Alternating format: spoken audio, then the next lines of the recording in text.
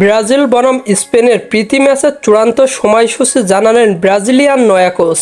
হ্যাঁ দর্শক, বিস্তারিত জানুন পুরো ভিডিওতে।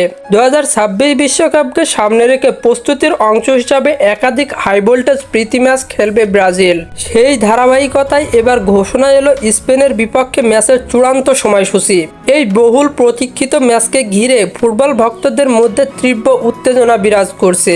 নতুন দায়িত্ব পাওয়া ব্রাজিলের কোচ আনচেলত্তি সম্প্রতি এক সংবাদ সম্মেলনে জানিয়েছেন ম্যাচের দিনক্ষণ ও সময়সূচি। দুই দলের মধ্যকার সর্বশেষ দেখা হয়েছিল 2013 সালে কনফেডারেশন কাপের ফাইনালে, যেখানে ব্রাজিল 3-0 গোলে জয় পায়। সেই স্মৃতি এখনো অনেক ফুটবল ভক্তদের মনে তরতাজা। এই ম্যাচে ব্রাজিল দলের Neymar, Vinicius junior, Rodrigo, Casemiro, রাফিনহার মতো তারকারা থাকবেন। অন্যদিকে স্পেনের দলে দেখা যেতে পারে গাভি, লামিন ইয়ামাল, পেদ্রি, মের্তোর মতো তারকাদের। ব্রাজিল কোচ আনচেলত্তি জানিয়েছেন, এই ম্যাচটি আমাদের জন্য খুবই গুরুত্বপূর্ণ। স্পেনের মতো প্রতিপক্ষের বিপক্ষে খেলা মানে বিশ্বকাপের আগে বড় একটি পরীক্ষা। তিনি আরো বলেন, এই ম্যাচে তরুণ খেলোয়াড়দের পরীক্ষা করার সুযোগ পাবো, আবার সেই অভিজ্ঞদের নিয়েও কৌশল যাচাই করতে পারবো।